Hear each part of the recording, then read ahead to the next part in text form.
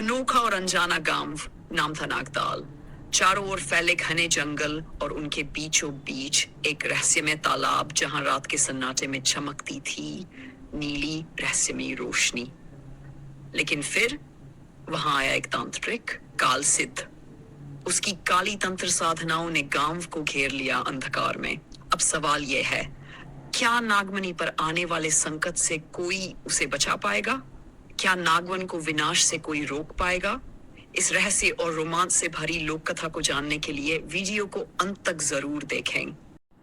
अगर आपको ऐसी लोक कथाएं पसंद हैं, तो वीडियो को लाइक करें, शेयर करें और चैनल को सब्सक्राइब करना न भूलें। की बात है, हिमालय की तलहटी में एक अत्यंत शांत और सुंदर गांव था जिसका नाम नागपुरी। ये गांव चारों ओर से ऊंचे पहाड़ों, कल कल बहते झरनों और घने रहस्यमय जंगलों से घिरा हुआ था। गांव के ठीक बीचों बीच एक गहरा और प्राचीन तालाब स्थित था जिसे लोग श्रद्धा से नागताल कहते थे। ऐसा विश्वास था कि इस तालाब की रक्षा कोई दिव्य शक्ति करती है। रात्रि के समय अक्सर इस तालाब से रहस्यमय नीली रोशनी निकलती थी। गांव वाले मानते थे कि इस तालाब में नाग देवता का वास है और सावन के महीने में वहां विशेष पूजा अर्चना की जाती थी। इसी गांव में विद्या नाम की एक साहसी और बुद्धिमान युवती रहती थी जिसकी उम्र लगभग 17 वर्ष थी।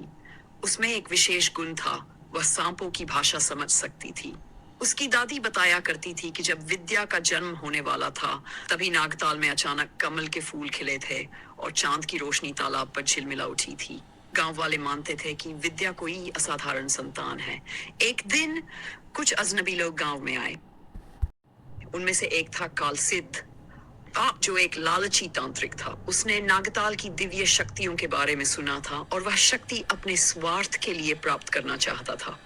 काल सिद्ध ने स्वयं को एक सिद्ध पुरुष के रूप में प्रस्तुत किया और गांव वालों को अपनी बातों से प्रभावित करना शुरू किया।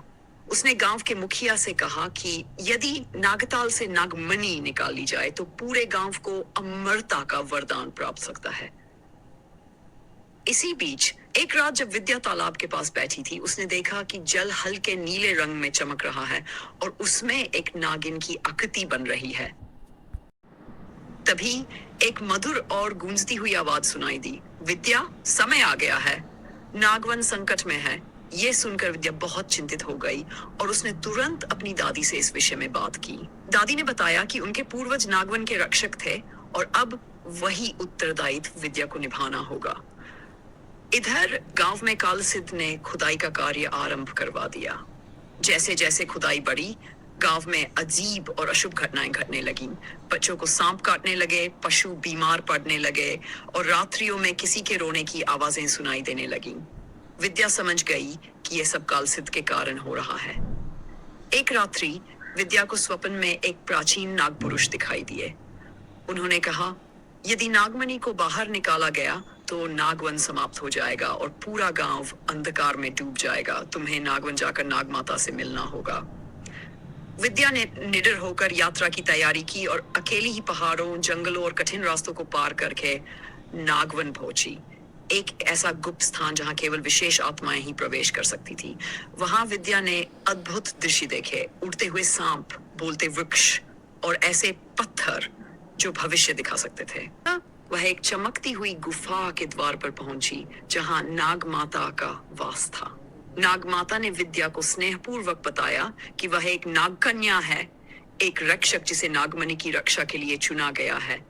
उन्होंने ये भी चेतावनी दी कि यदि कालसिद्ध ने नागमणि को छू लिया तो वह एक भयानक नाग राक्षस में बदल जाएगा और तब उसका विनाश रोकना अत्यंत कठिन होगा।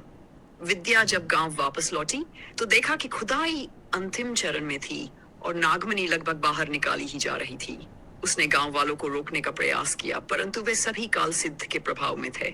जैसे ही काल सिद्ध ने नागमणि को छुआ, उसका शरीर काले धुएं से घिर गया, उसकी आंखें लाल हो गई और वह एक भयानक नाग राक्षस बन गया। गांव में भगदड़ मच गई। उसी क्षण विद्या ने नागमाता द्वारा दी गई चांदी की बांसुरी बजाई। उस स्वर को सुनकर चारों दिशाओं से असली नाग एकत्र हो गए। विद्या ने नागों के साथ मिलकर कालसिद्ध से भीषण युद्ध किया। ये युद्ध संपूर्ण रात चला। अंत में विद्या ने एक शक्तिशाली मंत्र का उच्चारण किया और नागमणि को आकाश में उछाल दिया, जो पुनः नागताल में समा गई। उसी क्षण कालसिद्ध की शक्ति समाप्त हो गई और वह जलकर राख हो गया। प्रातःकाल जैसे ही सूरज निकला, तालाब शांत था, नीले कमल फिर से खिले हुए थे, पशु पक्षी स्वस्थ हो गए थे और गांव में फिर से शांति और सुख लौट आया। गांव वालों ने विद्या को आदर और सम्मान के साथ नागकन्या की उपाधि दी और नागताल की पूजा फिर से आरंभ की।